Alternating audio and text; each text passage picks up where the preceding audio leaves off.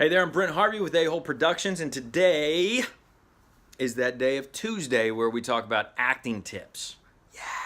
Okay, so what I want to talk about today is this. It kind of builds off of my last video a couple weeks ago where we talked about listening. All right, I mentioned it in that subtext.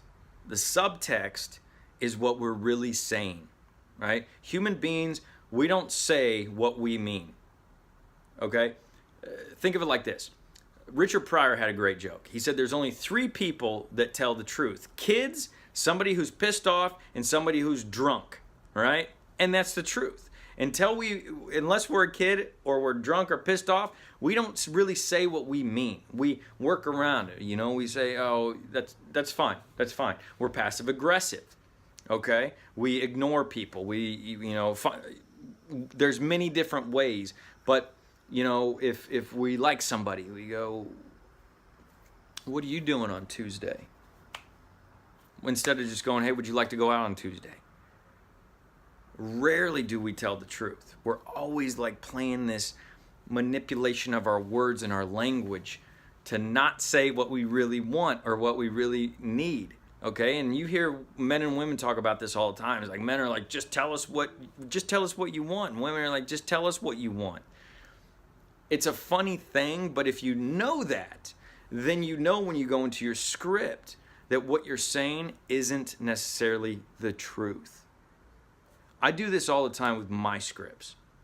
If my character says, I love you, and people go, oh, I must be in love with her. What I like to do is I like to do the opposite. I like to play the opposite of the text and see what happens. I discover more. Now, that may not be the end result of what I or the director or the producer would ever come up with, or we finalize and go, let's go this route with the choices. However, if you follow the text to a T and play it as the text is the truth, you don't get to discover much. You don't get as much conflict because in life, as I said, we don't always tell the truth.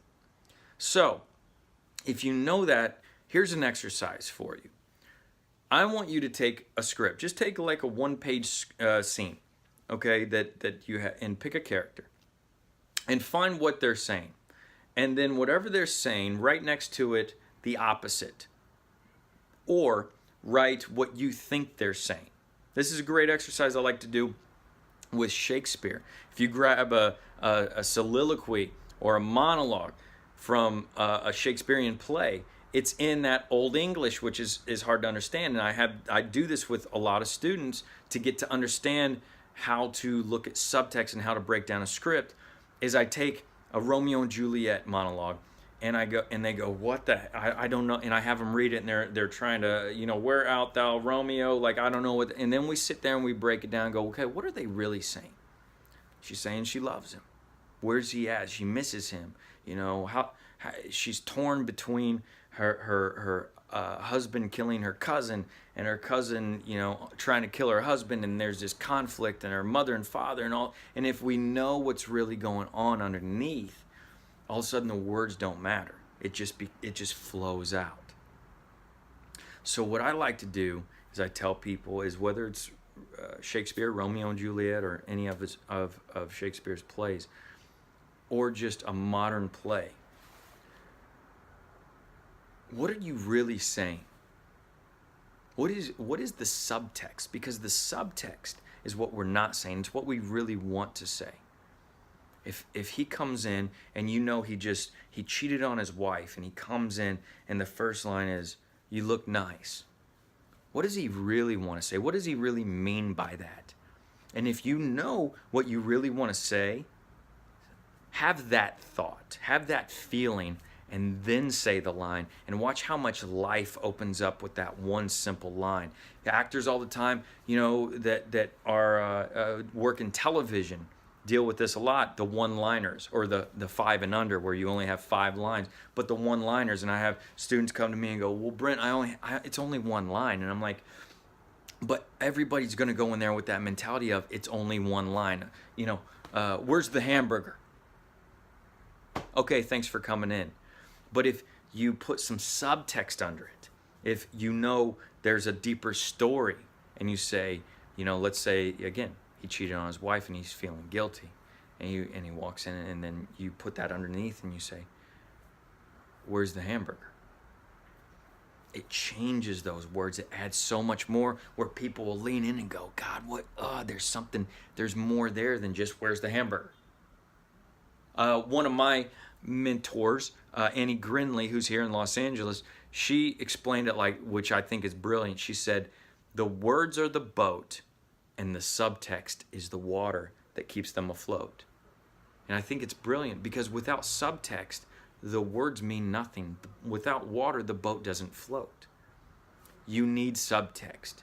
Now, I want you to go through your week, and I want you to watch not only how you talk to people, but I want you to watch how other people interact with each other or interact with you, and see how nobody's really saying what they mean. They're talking in subtext. And just watch the human interaction between each other. And if you study that, you can apply that to your work. I like to call it the 7-layer dip, and there's many things that create this. This is just one extra layer. Is that, you know, I like to bring as much to a character as possible. I like to be the guy that brings the 7-layer dip to a party where everybody's like, this is great. It's not just salsa, it's not just guacamole, it's all this stuff, and this is great. I want to invite you back to my party. That's how I feel about my characters and my work. Is I want to be able to build layers. And one of the most powerful things I can do is the subtext. So many people are worried about the words on the paper, but they forget about the meaning of those words. Okay? So, do the exercise this week. Study people. Study people, listen, as we've talked about in a prior lesson. Listen and look for that subtext and ask yourself, what do they really mean? What do they really want to say? And then go get a script or two. Don't just do it once. Do it multiple times. Get used to it. But look for this. What are you really saying? When you walk in that room, what are you really saying? Try doing the opposite. The first thing out of the gate, if she says, I hate him, I hate you, say it with love. Like, I love you. And it's just like, I hate you. Like, we do it all the time. We play, we flirt, we do these things, right? Have fun with it.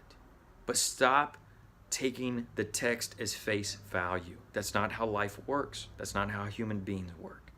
You want to bring more to your work? Bring more subtext. Bring more meaning. Okay? Now, all that I just said is face value. That's not subtext, I'm telling you. So don't sit there and go, well, Brent, that means, no, I see what you're up to. Okay, stop that. So in the meantime, remember, here at A-Hole Productions, we're striving to motivate and inspire others in the artistic global community to go after their dreams and motivate them so they don't feel like it's impossible. So if you know anybody that could use this lesson, whether they're an actor, artist, or just somebody in the general population that works a regular job, and you think that they could benefit from it, send it to them. Because we're all one. We're all working together to uplift each other. Okay? So, until next time, do your homework. And remember, A in A-Hole stands for awesome. See you guys.